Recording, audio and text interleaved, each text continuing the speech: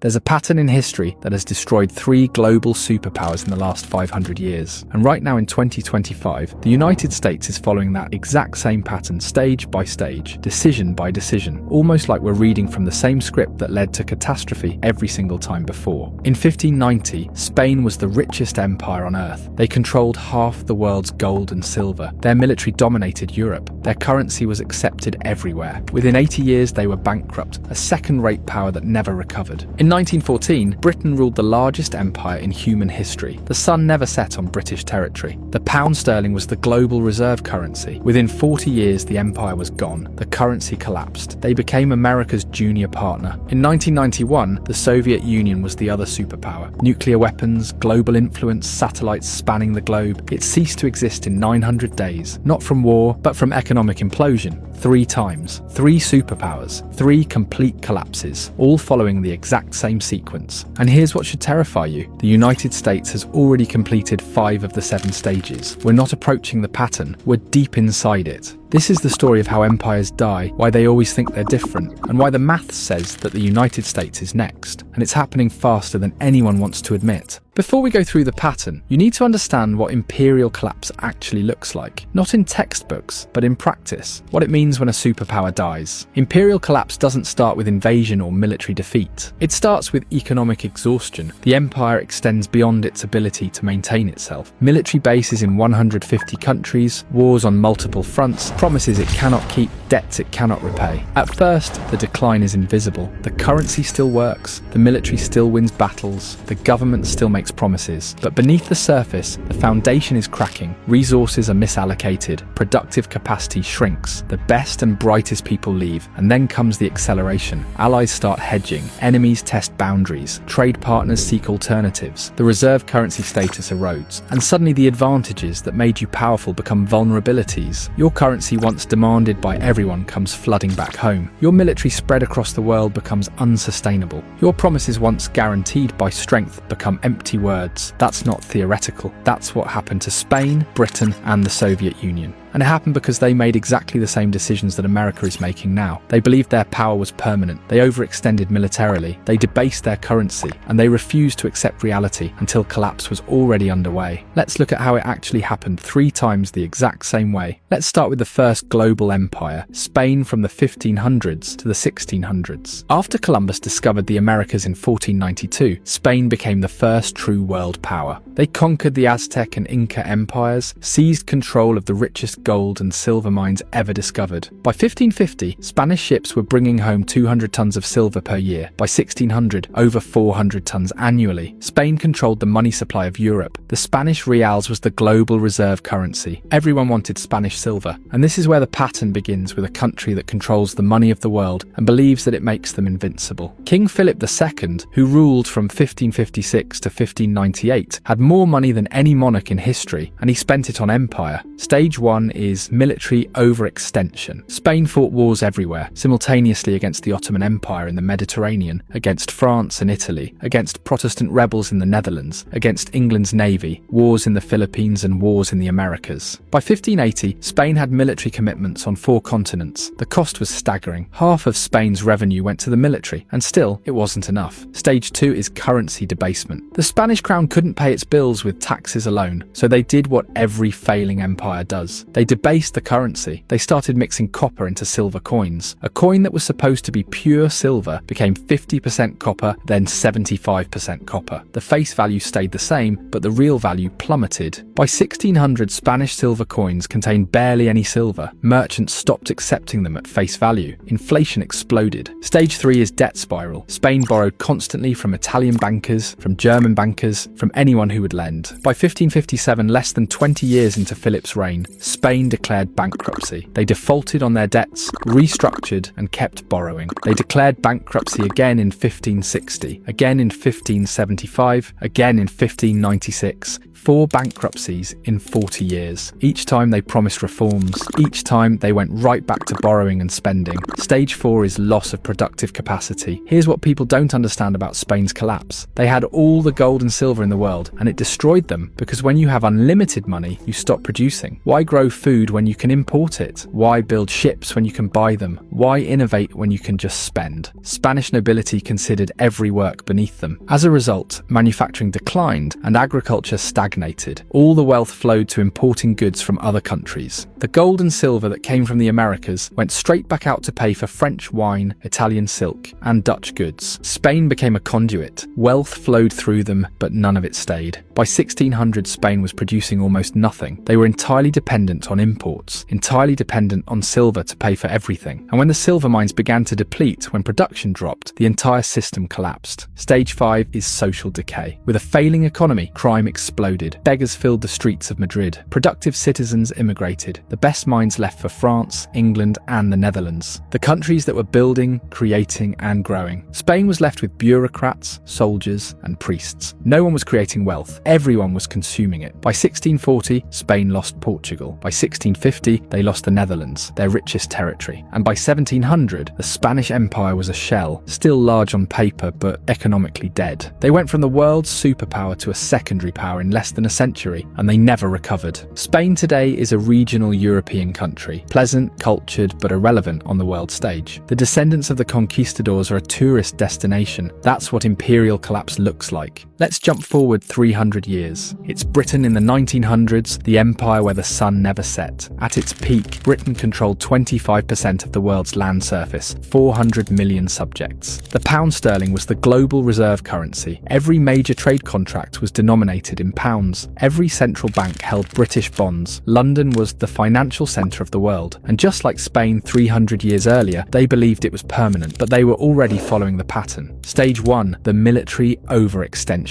By 1900, Britain had military commitments everywhere. India, Africa, the Middle East, China, the Pacific, the Caribbean. They had to defend territory on 6 continents. The cost was enormous. And when World War I started in 1914, Britain faced a choice: stay neutral and let Europe destroy itself, or jump in and bankrupt the empire to win. They chose to fight. World War I cost Britain over $40 billion. That's $1 trillion in today's money. They borrowed from everyone, mostly from the United States. By 1918, Britain owed America billions. The creditor had become the debtor, but they'd won the war. They kept the empire. They thought they could rebuild, but they were wrong. Stage 2, currency debasement. The pound sterling was supposed to be backed by gold, but the war had drained Britain's gold reserves. They'd shipped gold to America to pay for weapons, food, supplies. By 1920, Britain's gold reserves were half what they had been in 1914, but they tried to maintain the pound's value anyway. They went back on the gold standard at the pre-war rate in 1925. The problem was that the pound was overvalued. British exports became too expensive. Manufacturing declined, unemployment rose, and the government had to keep interest rates high to defend the currency. This destroyed the domestic economy. By 1931, they couldn't hold it anymore. Britain abandoned the gold standard. The pound lost 25% of its value overnight. Stage 3, the debt spiral. Britain never recovered from World War I debt, and then World War II started. Another $120 billion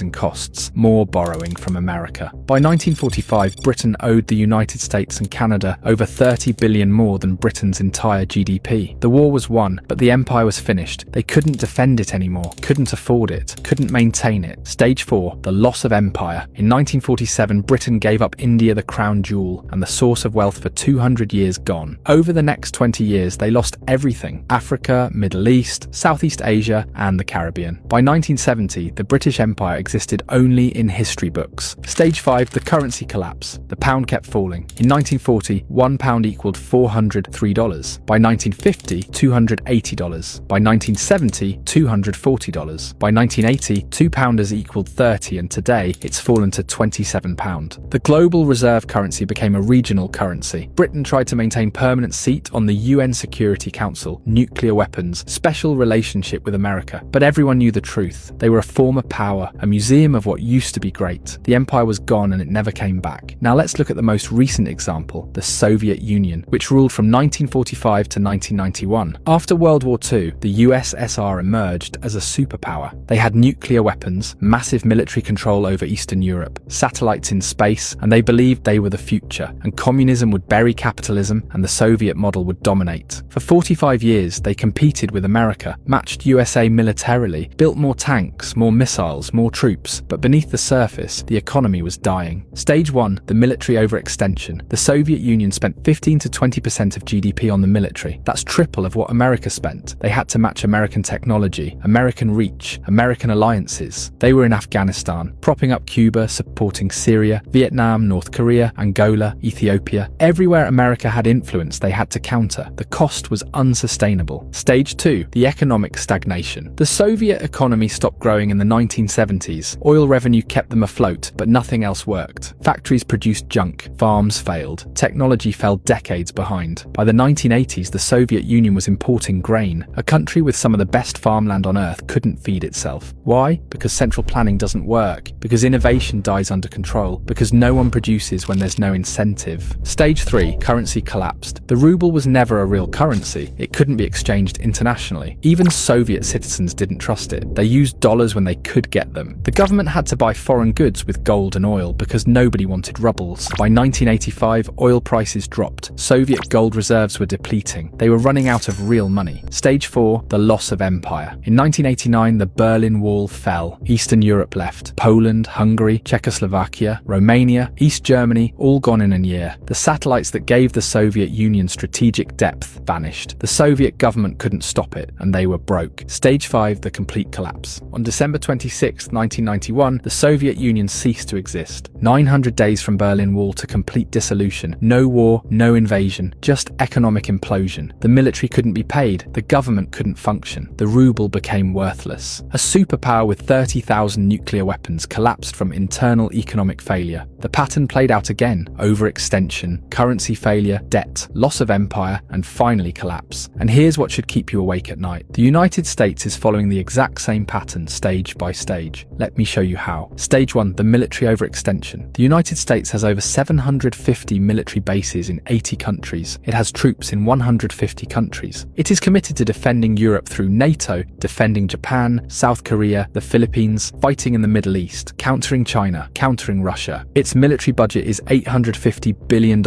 annually, more than the next 10 countries combined. But the equipment is aging, recruitment is down, and USA has commitments it cannot fulfill. If China invades Taiwan, if Russia pushes into NATO territory, if Iran closes the Persian Gulf, it cannot respond to all of it simultaneously. USA is overextended, just like Spain, just like Britain, just like the USSR. Stage 2, the currency debasement. In 1971, Nixon closed the gold window. The dollar became pure fiat currency. Since 2000, the money supply has increased 400%. Since 2020, USA has printed over $6 trillion. The dollar has lost 98% of its purchasing power since 1971. USA is not mixing copper into silver coins. It is just printing unlimited paper. The mechanism is different, but the result is the same. Stage 3, the debt spiral. The United States owes $36 trillion, and that's 120% of the GDP. Interest payments alone are approaching $1 trillion per year. It is spending more on interest than on defense. The economy runs deficits every year. $1.8 trillion in 2024 in a growing economy. During peacetime, it borrows to pay interest on previous borrowing. That's the definition of a debt spiral. Spain defaulted 4 times. Britain borrowed until it collapsed. The USSR ran out of money. America is on the same path. Stage 4, the loss of productive capacity. America doesn't make things anymore. It designs, finances, and consumes, but don't produce. Its manufacturing base has been gutted, shipped to China, Mexico, and Vietnam. USA imports $800 billion